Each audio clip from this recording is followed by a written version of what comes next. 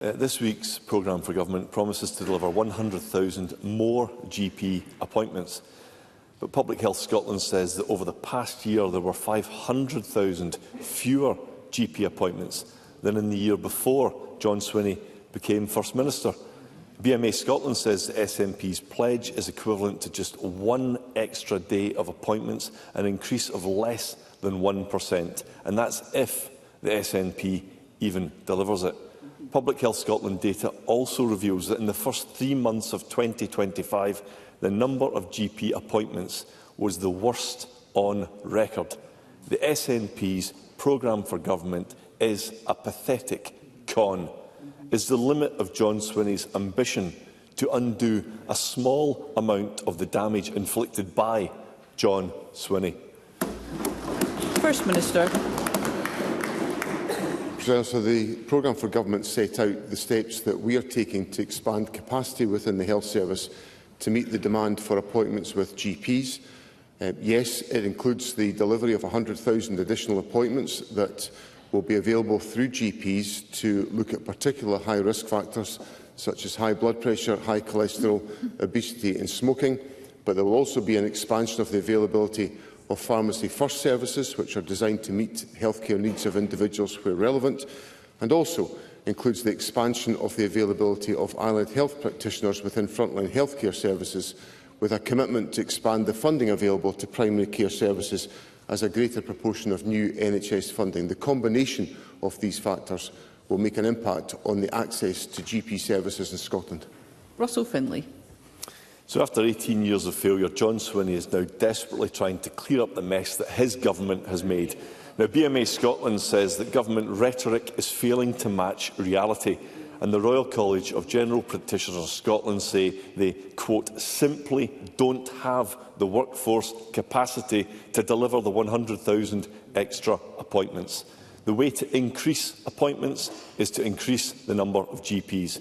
The SNP promised 800 more, but that hasn't happened. They constantly make big pledges about the NHS, but always fail patients. The SNP never keep their word. So why should anyone believe John Swinney will keep his latest promise when the SNP break them all the time? First Minister. First of all, Presiding Officer, the number of GPs has increased. In 2017, there were 4,904 GPs. There's now 5,211 on the latest statistics. The second point is that the government is putting in place arrangements on the 100,000 appointments as a consequence of negotiating that agreement with the self-same organisations that Mr Findlay has referred to. So what the people of Scotland know from my government is that we are absolutely focused on delivering on the issues of concern to the people of Scotland. Part of that is about improving access to the National Health Service, and as I set out to Parliament on Tuesday, this government is absolutely focused on delivering on the people's priorities. Russell Findlay. He says he's focused on delivery, he's focused on spin. Now let's look at the SNP's record on the NHS. They published an NHS recovery plan at the start of this Parliament. They claimed it would, and I quote, drive the recovery of our NHS not just to its pre-pandemic level, but beyond. Now, my party quite rightly condemned Humza Yousaf's plan as embarrassingly thin and flimsy, and it turns out the SNP agreed with us. We now know what Nicola Sturgeon really thought of her government's big plan. She said, and I quote, "My specific concern is that it's awful."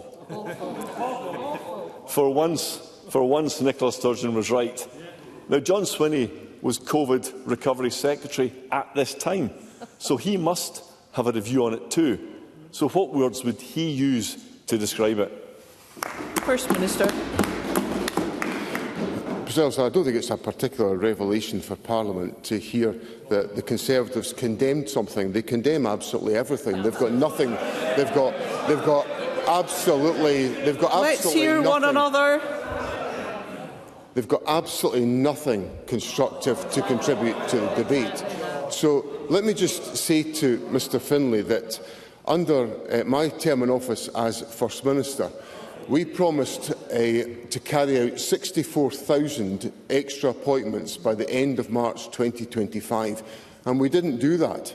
We didn't do that because we delivered 105,500 extra appointments and procedures over that timescale, and we will deliver more in the forthcoming parliamentary year. So let me just say to Mr Findlay, so that he's not worried about this in the future, there will be more delivery by this government in the course of the next 12 months, and I'll be very happy to answer parliamentary questions about that, not just before the election, but after the election, when I remain First Minister.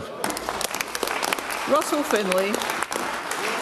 It was a simple question, but I'm not really surprised that John Swinney isn't prepared to come clean about what he thought at the time, because this is a dishonest government addicted to secrecy.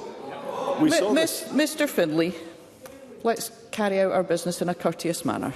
We saw this when Nicola Sturgeon and John Swinney deleted their messages that should have been provided to the UK COVID inquiry. We see it with the SNP wasting taxpayers' money on a shameful cover-up about their NHS recovery plan. They spent 4 years hiding the truth from the public about what Nicola Sturgeon really thought. Humza Yousaf's plan caused waiting lists to rise, not fall. It was flimsy rubbish, as we said. Nicola Sturgeon and John Swinney both knew.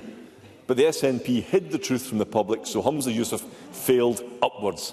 John Swinney helped Nicola Sturgeon's awful Health Secretary become an awful First Minister. If the SNP had been honest and transparent, would Humza Yousaf have become First Minister? First Minister. What an absolutely miserable contribution to parliamentary discourse. It really is. It is completely and utterly. It's all the Conservatives have got left. They're in such a... I don't know why Rachel Hamilton's laughing, because... Let's hear one another. We have observers in the gallery. We have people tuning in online. Let's make sure that we can all hear what's being said.